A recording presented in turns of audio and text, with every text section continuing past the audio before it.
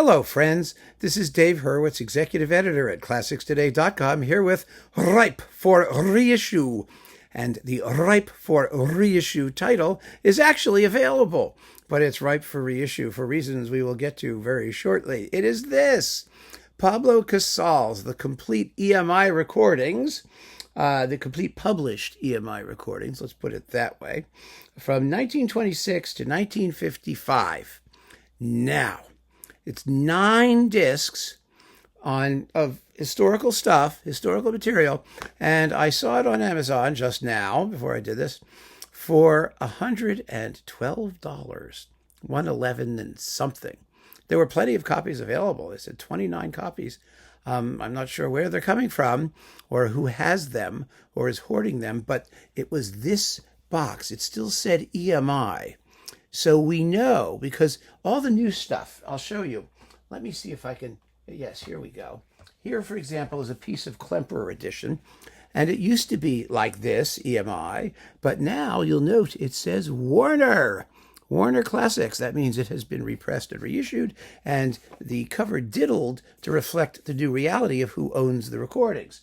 But this EMI means it existed before the EMI Warner purchase and probably is overstock that someone is just sitting on and trying to make as much money as they can. And it's highway robbery. It's highway robbery because these recordings are essentially public domain. I mean, you can get all of this Casal stuff on pirate labels, on other things. You do not have to pay, well, do the math. I mean, 9 discs for $112. It's about, what, $12 a disc? Yeah, something like that. A little more. 12 something. That's crazy. Absolutely crazy. And it annoys me to death. But beyond that, beyond the highway robbery aspect of this whole story, there are a few artists who really need a remastered complete edition more than Casals, who have that kind of stature and reputation. I mean, Sony is sitting on their Casals legacy, basically. Bits of it come out, because he did stuff with Rudolf Serkin or other things. But all of his Marlboro recordings and all that stuff, I mean, there was a huge Casals edition that had all of this at one point in its life. On individual CDs, it was quite large. But we need a serious remastered Casals edition from the Sony people.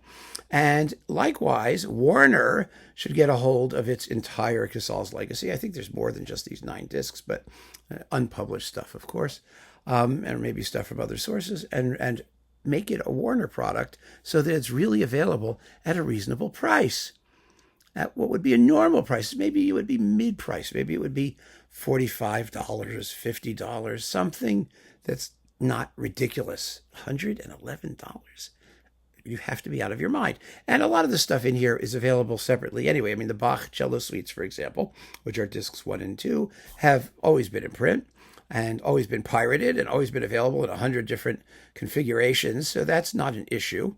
And, actually, these Bach cello suites, I mean, revolutionary as they were when they came out, have been roundly surpassed 1,000,000 times over by many, many, many, many, many contemporary cellists, because it's no longer a big deal to play them. Casals always had somewhat, something of a dry, grainy tone, and his Bach was, however important it was in the day, has not held up all that well, actually.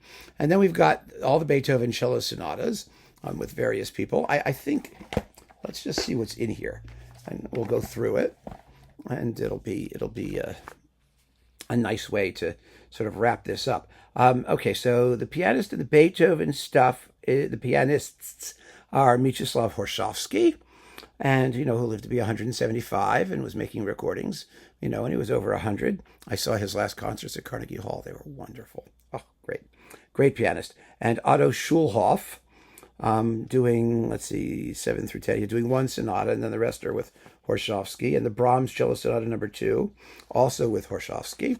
And then we've got, that covers discs 1 through 4 already out of 9. Disc 5 is that famous Dvorak cello concerto with Zell and the Czech Phil. Sounds lousy.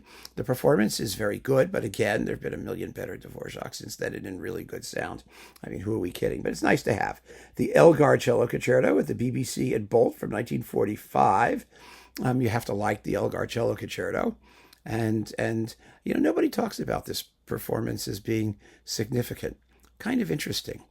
I really kind of interesting. I find that fascinating. Brooks Cole Nidra, we don't care about. The Beethoven, now we have the fabulous Cortot, Thibaut, Casals trio recordings, which are fabulous, which are absolutely fabulous. You've got Beethoven's Archduke, Schubert's Piano Trio No. 1, Beethoven's By Mennern Variations, Mendelssohn's Trio No. 1, Schumann's Trio No. 1, Beethoven's Kakadu Variations, the Haydn Piano Trio in G. It's nice that they're doing piano trios, Haydn trios.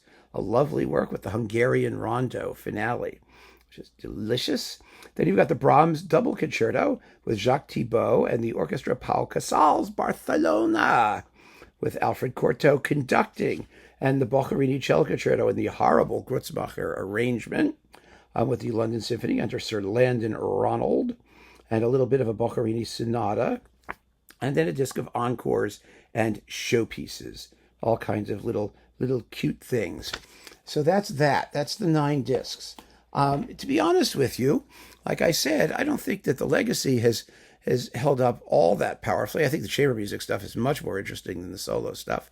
The Dvorak Concerto is a good performance, but I know it's Zell, it's the Czech Phil, it's Casals. You think it has to be great. It's not. It's a good performance, but there are many, many better. And of course, the sound is ugh. So there you are. And for all my equivocation, I still think that this legacy is important enough, and it is important. I mean, don't get me wrong. I'm talking about as a collector, and you're making comparative listening, and but it is an important legacy of a great, great, great artist, and it should be in print at a reasonable price. And that's why it's ripe for reissue. So keep on listening, friends. Thanks for joining me. Take care.